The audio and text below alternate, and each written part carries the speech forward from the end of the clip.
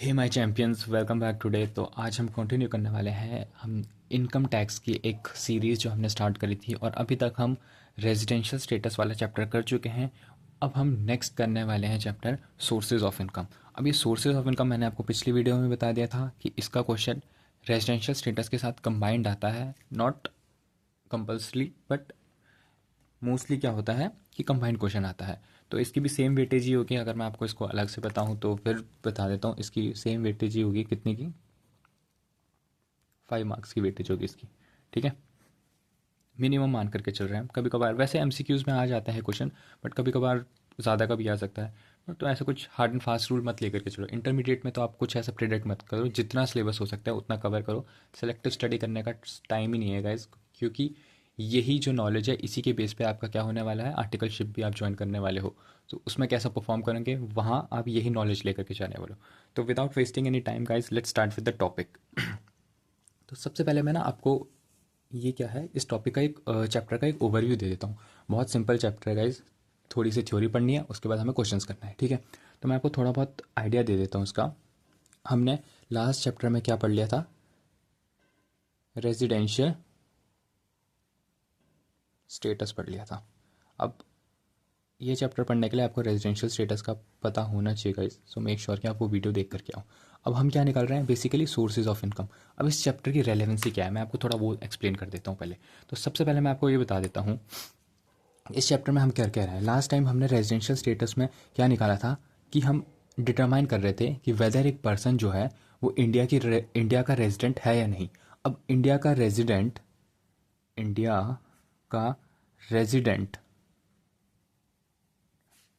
Yes और no, हम last chapter में ये डिटरमाइन कर रहे थे कि वेदर दिस एक इंडिविजुअल, मान लो ये इंडिविजुअल इंडिया का रेजिडेंट है या नहीं। अब मैंने आपको लास्ट वीडियो में मतलब लास्ट चैप्टर में भी यही एक्सप्लेन किया था कि रेजिडेंशियल स्टेटस क्यों निकाल रहे हैं, क्योंकि अगर वो इंडिया का रेजिडेंट है तो उसको, अगर वो इंडिया का रेजिडेंट है तो उसको क्या है, इंडिया में टैक्स देना पड़ेगा। लेकिन अगर वो इंडिया का रेजिडेंट नहीं है तो उसको इंडिया में टैक्स नहीं देना पड़ेगा। अब हमने ये तो निकाल दिया कि वेदर ही इज़ रेजिडेंट और नॉट, कि उसे इंडिया में टैक्स देना पड़ेगा या नहीं देना पड़ेगा। ये चीज़ तो हमने इसमें निकाल लिया। लेकिन हमें क्या निकालना है अब, कि कौन सी इनकम में टैक्स देना है। Income taxable in India. तो लास्ट चैप्टर में हमें ये निकाला कि वेदर ही हैज़ टू पे टैक्स इन इंडिया, येस और नो। अब हमें निकालना है कि कौन सी इनकम जो है वो टैक्सेबल इन इंडिया है। तो विच income is taxable in India. तो इस चैप्टर को लेकर के हम एक और चीज़ निकाल सकते हैं कि इसमें हम डिटरमाइन कर रहे हैं बेसिकली इंसिडेंस ऑफ टैक्स। ठीक है, या फिर हम कह सकते हैं taxability of income, taxability of income, या फिर हम कह सकते हैं इंसिडेंस ऑफ टैक्स। तो हमें इस चैप्टर में क्या निकालना है बेसिकली, कि कौन सी इनकम पे टैक्स जो है हमें इंडिया में देना है। अब इस चीज़ को मैं आपको एक चार्ट बना करके दे देता हूँ। ये चार्ट याद रखना गाइस, इसी के बेस पे सारे क्वेश्चंस होने वाले हैं। इसके बाकी के चैप्टर के जो टॉपिक्स हैं वो थोड़े से अलग हैं, लेकिन इस चैप्टर की फाउंडेशन यही वीडियो है। तो मेक श्योर कि इसको आप पूरा देखें। ठीक है, तो आपको मैं एक ब्रॉड कैटेगरी बता देता हूँ। Income accrue arise in India and income accrue arise outside India. ठीक है, सो हमें सिर्फ ये दो चीज़ देखनी है। अब इसको क्या है मैं अभी आपको एक्सप्लेन करता हूँ, लेकिन इसी के बेस पे हमारा पूरा चार्ट बनने वाला है। सो मेक श्योर कि इसको थोड़ा सा हम अच्छे से बनाएं। ठीक है, तो अब हमें निकालना है कि income accrue arise in India है या नहीं है।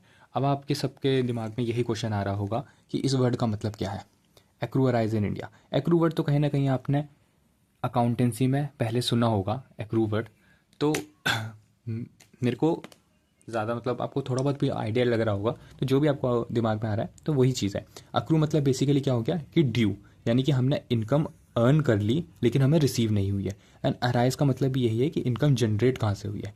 तो मैं इसको अलग से लिख देता हूँ। इन अराइज का मतलब समझ लो generate, and earned but due, ये लिख सकते हो आप। तो अक्रू का मतलब क्या है कि इनकम आपने अर्न कर ली है बट अभी ड्यू है, आपको रिसीव नहीं हुई है। और अराइज मतलब जनरेट। तो हमें ये देखनी है कि जो भी आपकी इनकम है वो इंडिया से जनरेट हो रही है या नहीं हो रही है। या अगर इंडिया से जनरेट हो रही है तो हम बोलेंगे income accrue and arise in India, ठीक है, अगर इंडिया से जनरेट हो रही है तो। और अगर income accrue arise outside India है, यानी इंडिया से बाहर से इनकम जनरेट हो रही है या फिर इनकम बाहर से कमाई गई है, तो वो क्या होगी, income accrue arise outside India. अब वो आपको ये चीज़ समझ आ गई होगी, ठीक है। सो हमें सिंपली ये देखना है income accrue arise in India. अब इनकम अगर इंडिया से अराइज हुई है या इनकम इंडिया से जनरेट हुई है, तो आपको हमारी गवर्नमेंट ना बहुत चंटा है, सही बताऊँ तो, मतलब बहुत तेज़ है इन चीज़ों में, ठीक है ना, not the correct word but हाँ बहुत बहुत शार्प है इस चीज़ में। तो वो क्या करती है कि चाहती है कि, आपको पता ही है इंडिया का टैक्सेशन कितना खतरनाक है, लाइक नॉर्मल ह्यूमन से जितना भी उसकी अर्निंग है बस खींच लो उससे, सरकार तो यही चाहती है। तो सरकार को हम इसमें एक तरीके से ईविल लेकर के चलेंगे, ठीक है। तो सरकार एक डेविल है, तो वो क्या चाहती है कि जितना टैक्स हो सके उतना टैक्स बटोर लो। तो अगर इंडिया से जनरेट हो रही है इनकम, तो आप खुद सोचो, अगर इंडिया से इनकम जनरेट हो रही है तो गवर्नमेंट छोड़ना चाहेगी उस चीज़ पे टैक्स लेना? नहीं छोड़ना चाहेगी। तो इंडिया से अगर इनकम जनरेट हुई है तो वो सबके लिए टैक्सेबल होगी। ROR के लिए भी टैक्सेबल होगी, RNOR के लिए भी टैक्सेबल होगी, और नॉन रेजिडेंट के लिए भी क्या होगी, टैक्सेबल होगी। यानी जितने भी पर्सन्स हैं, जितने भी persons ordinary resident, not ordinary resident and non resident, ये तीनों के लिए क्या है, अगर income accrue arise in India है तो इन तीनों के लिए क्या होगी, टैक्सेबल होगी, ठीक है। Taxable, taxable and taxable. तो यानी ROR इनकम कमाता है जो इंडिया से कमाई गई है, अक्रू अराइज है इंडिया में, तो उसके लिए क्या होगी, उसको इंडिया में टैक्स देना पड़ेगा। अगर RNOR है जो नॉट ऑर्डिनरी रेजिडेंट है, ठीक है, अगर वो इनकम कमाता है इंडिया से तो उसको कहाँ देना पड़ेगा टैक्स, इंडिया पे देना पड़ेगा। अगर एक नॉन रेजिडेंट है वो इनकम कमाता है इंडिया से तो उसको भी कहाँ देना पड़ेगा टैक्स, इंडिया में देना पड़ेगा टैक्स। अब ऐसा है कि इनकम अक्रू अराइज क्या हुई है, आउटसाइड इंडिया हुई है, ठीक है। तो अब सरकार तो ये मतलब आप सरकार को जैसे बोलेंगे, सरकार बोलेगी कि हाँ भाई इंडिया में आकर के टैक्स दो, तो आप तो यही बोलोगे कि जब मैंने कमाया ही इंडिया से नहीं है तो मैं इंडिया में क्यों टैक्स दूँ। आपका पॉइंट वैलिड है। तो गवर्नमेंट ने इसमें भी एक ट्रिक निकाली। गवर्नमेंट ने क्या किया, इसको बाइफरकेट कर दिया। गवर्नमेंट ने एक चीज़ बोली कि रिसीव्ड इन इंडिया है या नहीं, received in India and received outside India. अब आपको यहां पे दिमाग चलाना है थोड़ा सा।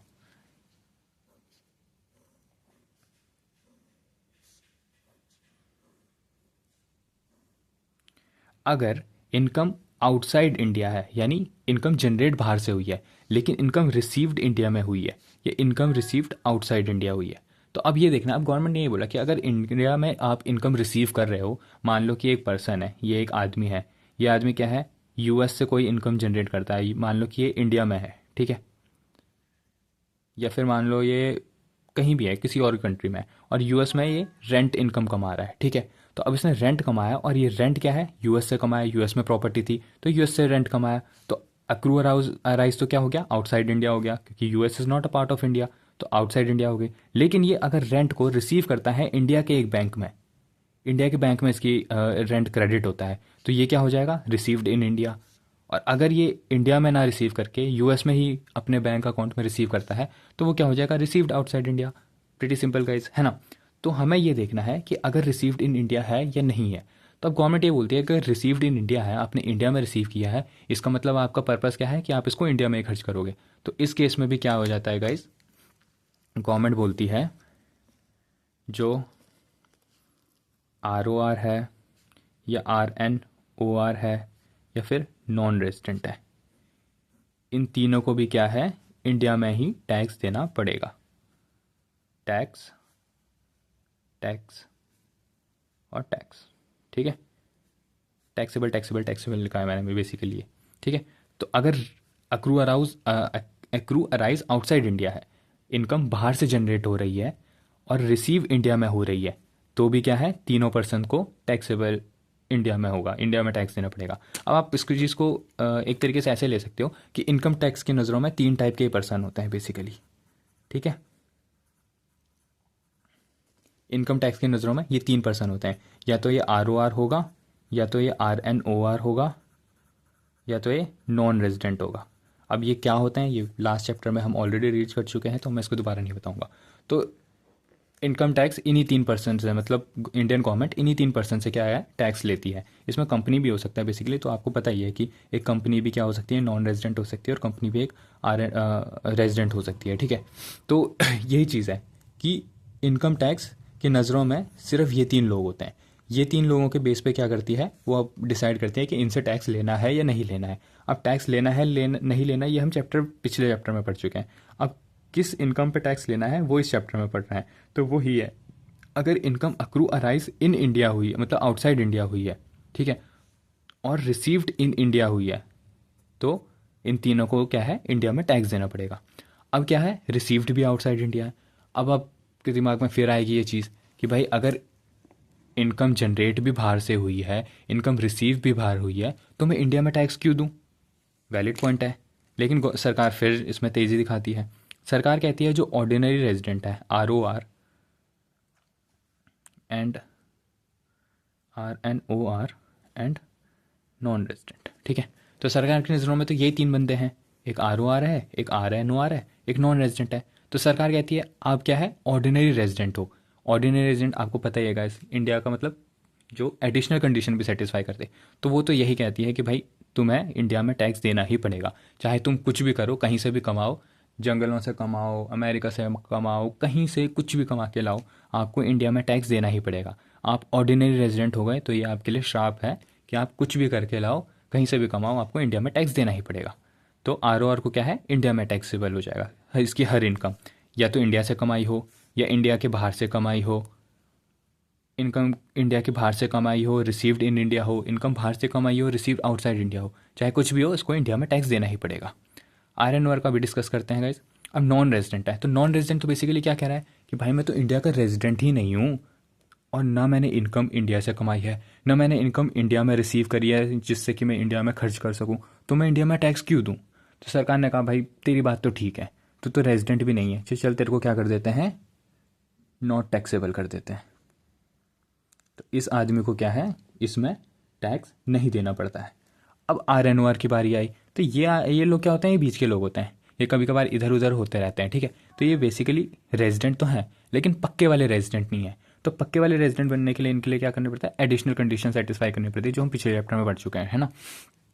तो अब RNOR के लिए एक एक कैटेगरी बनाई इन्होंने, क्या कहा कि आपके लिए दो केसेस में टैक्सेबल होगा और other cases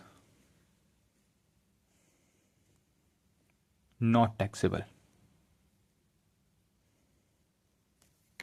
I hope you understood this guys, कि जो RNOR है उनके लिए क्या है, दो केसेस बनाए, दो केसेस में हमेशा क्या है, उनको इंडिया में टैक्स देना पड़ेगा। और जो अदर केसेस है, बाकी के और जो भी केस होंगे एक्सेप्ट दीज टू केसेस, उनके लिए क्या होगा, नॉट टैक्सेबल होगा, ठीक है।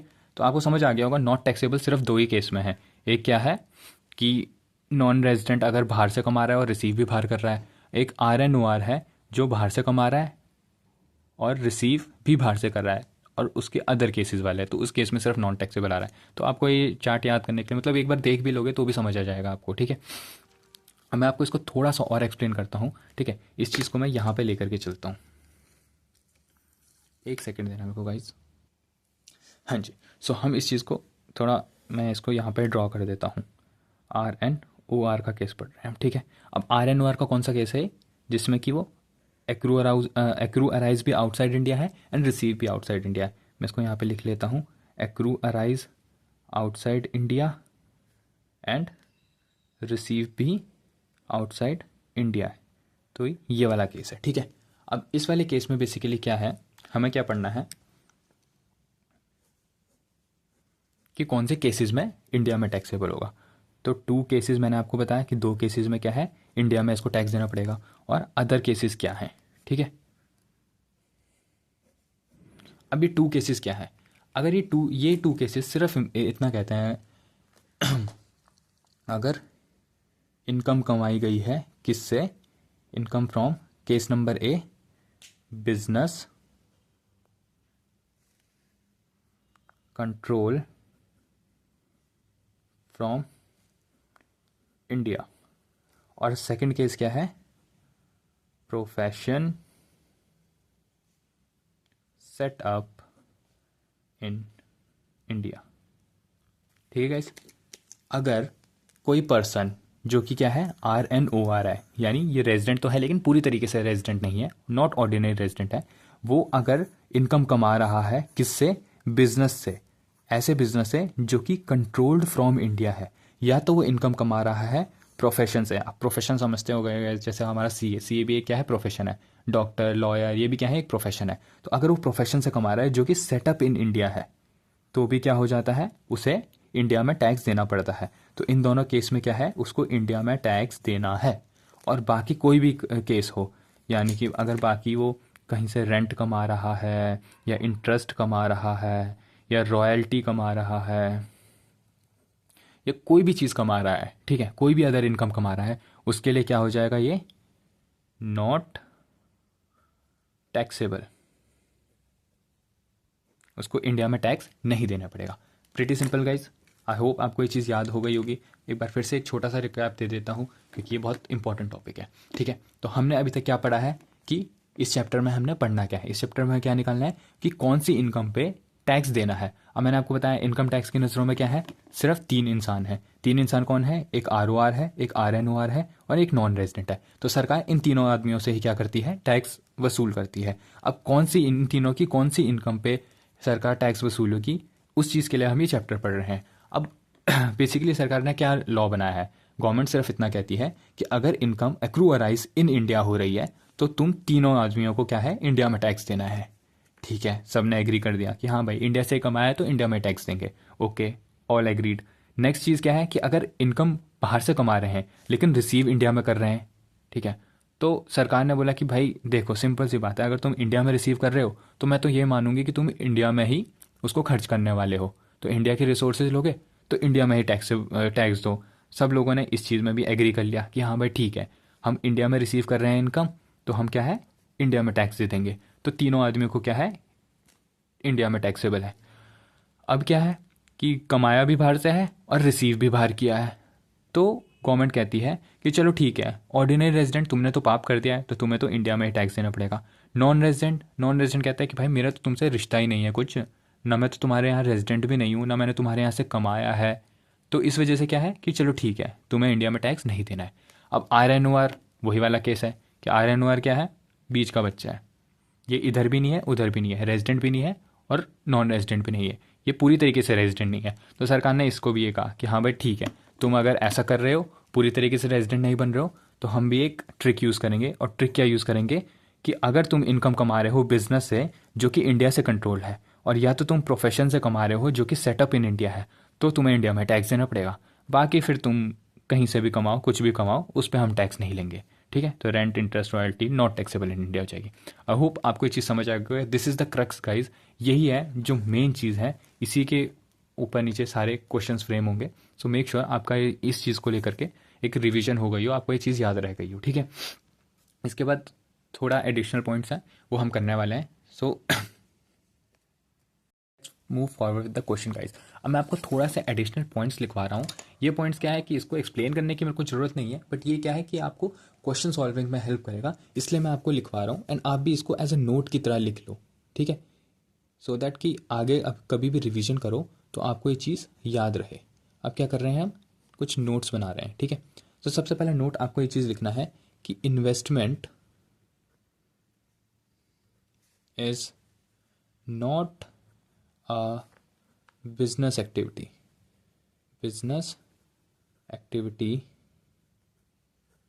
unless mentioned in India। अब मैंने आपको ये चीज़ बताई ना कि जो RNOR होता है उसके लिए जो बिजनेस एक्टिविटी होती है, अगर वो एक्रूअराइज आउटसाइड इंडिया हो रही है और रिसीव भी आउटसाइड इंडिया है, तो उसके लिए बिजनेस कंट्रोल फ्रॉम इंडिया क्या हो जाता है कि टैक्सेबल इन इंडिया हो जाता है। तो उस चीज़ में आपको इसको कंफ्यूज मत करना कि अगर कोई बंदा इन्वेस्ट कर रहा है बाहर और रिसीव भी बाहर ही कर रहा है और वो RNO आ रहा है, तो इस चीज़ को एज अ बिजनेस ट्रीट मत करना कि इन्वेस्टमेंट कर रहा है वो रेगुलर बेसिस पे, तो ये बिजनेस एक्टिविटी नहीं है, ठीक है, जब तक कि क्वेश्चन ना बताए कि वो इस चीज़ का बिजनेस कर रहा है, ठीक है। नेक्स्ट पॉइंट क्या आ जाता है हमारा, unless otherwise mentioned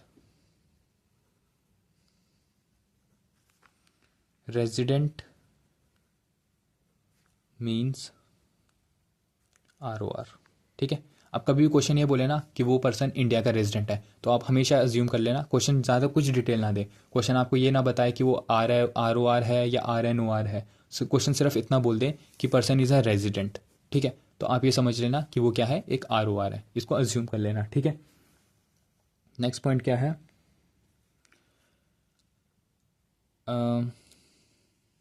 if question is silent about receiving, assume it is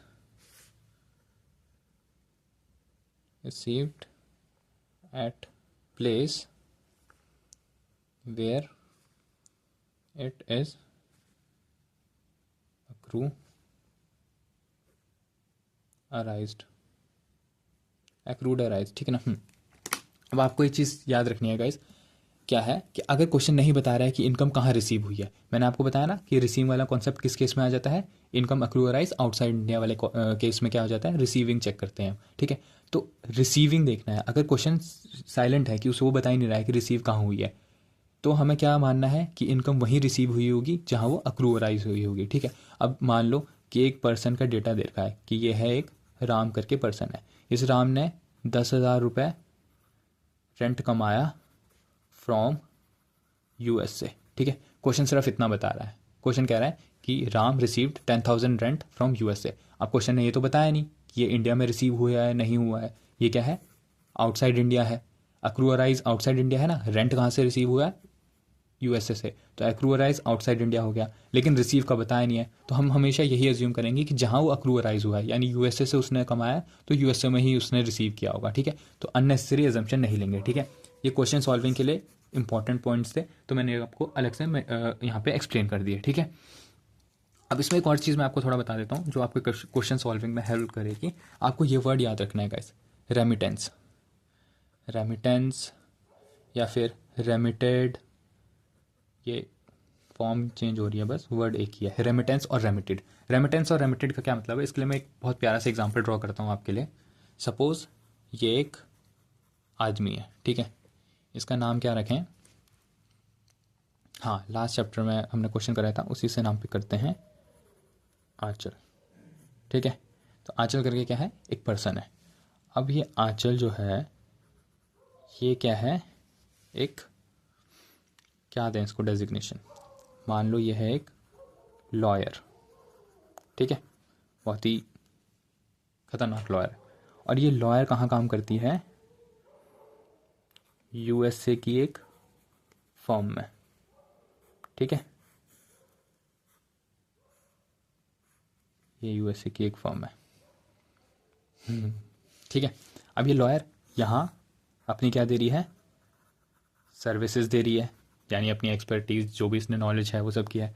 USA firm क्या कर रही है, इसको पैसा दे रही है, तो USA क्या दे रही है, इसको सैलरी दे रही है। लेकिन दो केस हो सकते हैं, इसको सैलरी मिल रही है। अब ये सैलरी क्या है, ध्यान से देखना गाइस, ठीक है, ये सैलरी के दो केस हो सकते हैं,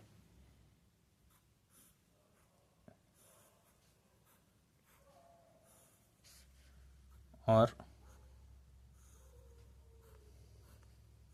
ये, ठीक है। तो ये दो बैंक हैं,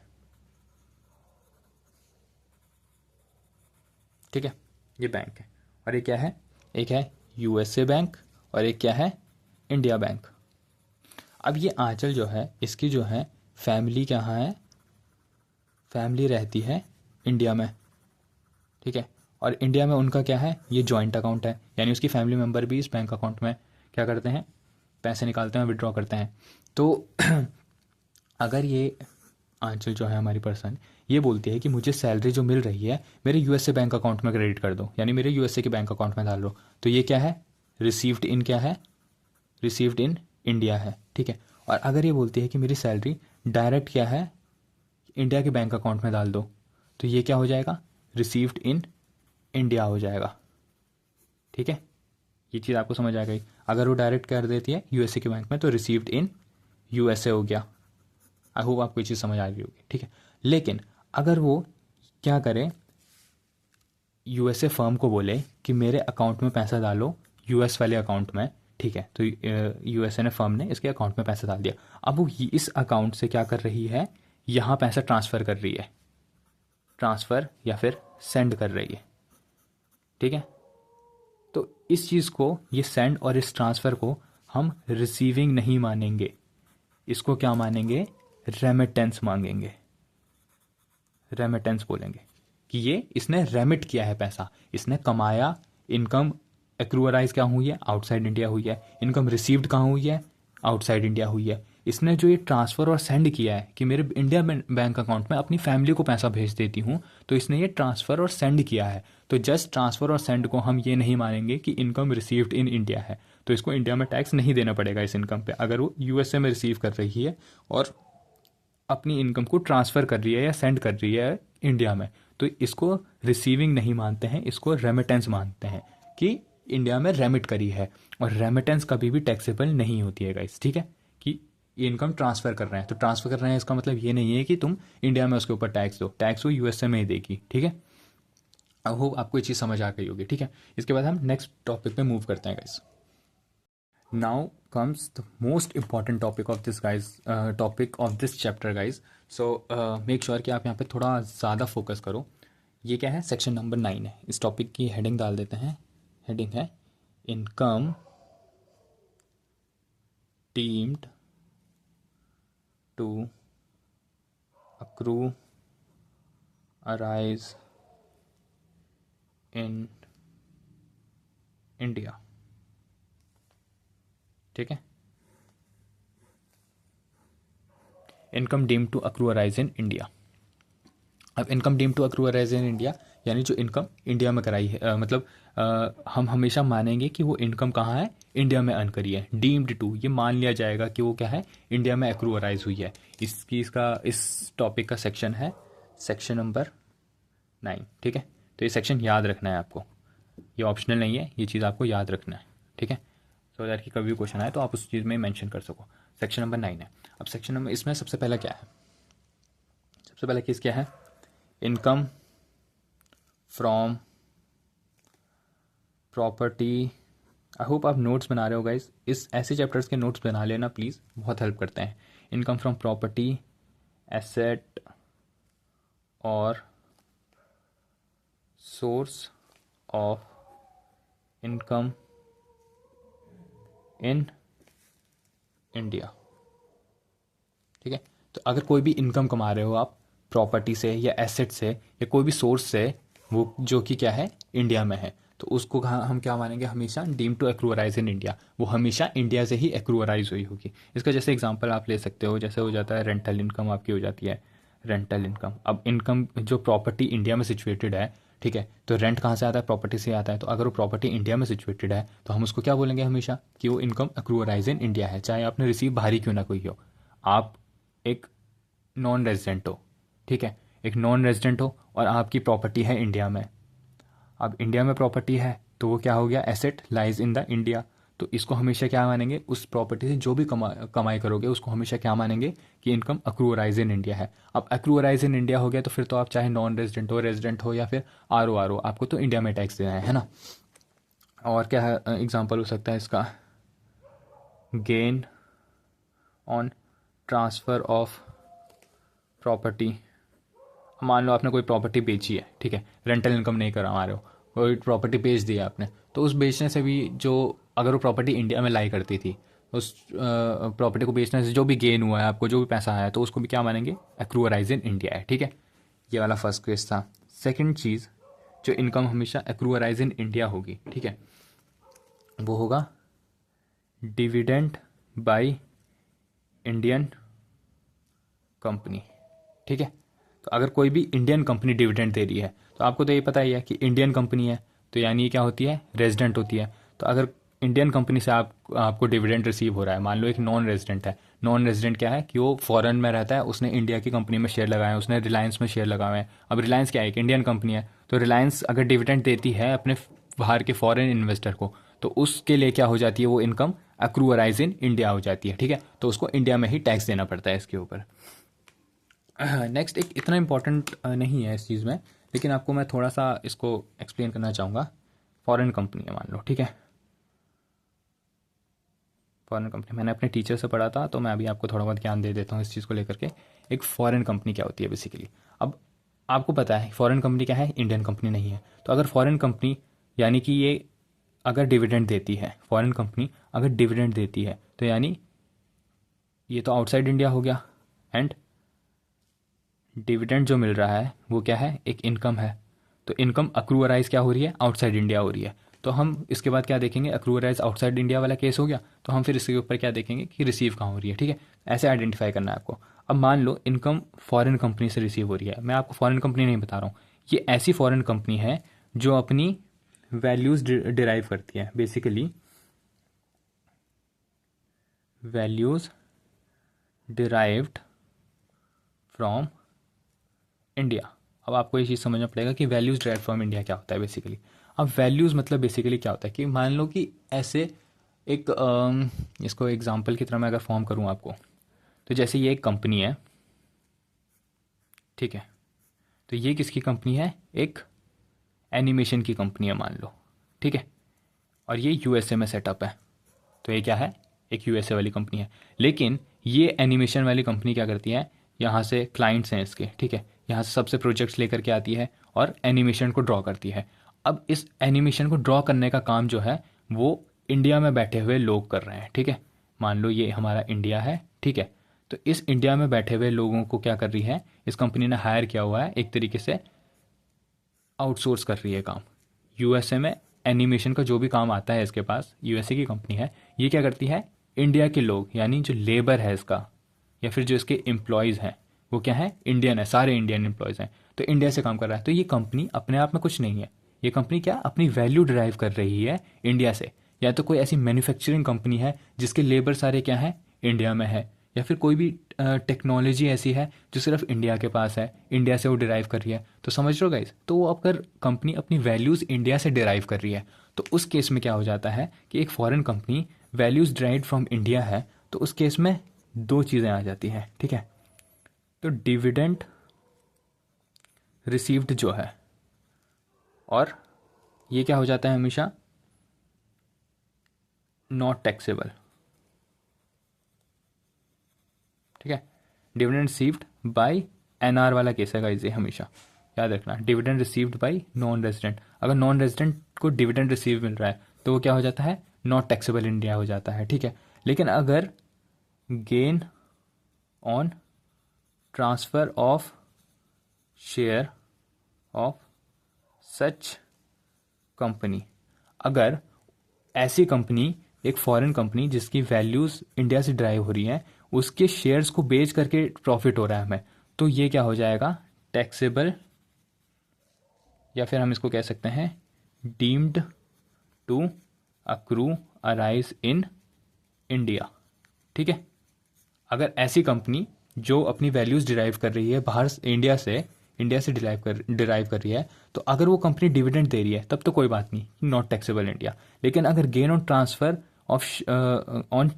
of share of such company by NR लिख सकते हो इसको आप, ठीक है। एक नॉन रेजिडेंट अगर प्रॉफिट कमा रहा है ऐसी कंपनी के शेयर बेच करके, मान लो उसने 1000 शेयर खरीदे थे 100 रुपये के, उसने अब 1000 शेयर बेच दिए 2000 रुपये के, तो 1000 रुपये का उसने प्रॉफिट कमाया, तो उस प्रॉफिट को कहाँ उसको देना पड़ेगा, इंडिया में टैक्स देना पड़ेगा उसको, यानी क्या मान लेंगे, deem to accrue arise in India मान लेंगे, ठीक है। अभी के लिए इस टॉपिक को इतने रखते हैं गाइस, ज़्यादा बर्डन नहीं देते हैं, ठीक है। इसी टॉपिक को हम नेक्स्ट वीडियो में और अच्छे से कंटिन्यू करेंगे, जो हमारा सेक्शन नंबर 9 है, income deem to accrue arise in India. इसके 4-5 पॉइंट और हैं, आई मीन टोटल इसके 4 या 5 पॉइंट हैं, तो हम उस चीज़ को नेक्स्ट वीडियो में डिस्कस करेंगे। ये बहुत ही इंपॉर्टेंट टॉपिक है सेक्शन नंबर 9, इसको सेक्शन के साथ याद रखना, क्वेश्चन में आपको ये चीज़ हेल्प करेगी थ्योरी लिखने की, तो इस चीज़ को याद रखना है। And I am pretty sure कि इसका क्वेश्चन मोस्टली हर पेपर में आ ही जाता है, या तो एमसीक्यू के फॉर्म में या तो फिर डायरेक्ट क्वेश्चन आ जाता है। तो इन 2 चैप्टर्स को नहीं छोड़ेंगे, जो पिछला चैप्टर था और ये था। आई होप गाइज आपको ये लेक्चर पसंद आया होगा। Thank you so much for watching this video. आपका कोई भी सजेशन हो, make sure to comment and अपना एक्सपीरियंस शेयर करना। कोई भी सजेशन हो, कोई भी एडवाइस हो, make sure to drop a comment guys. Thank you so much.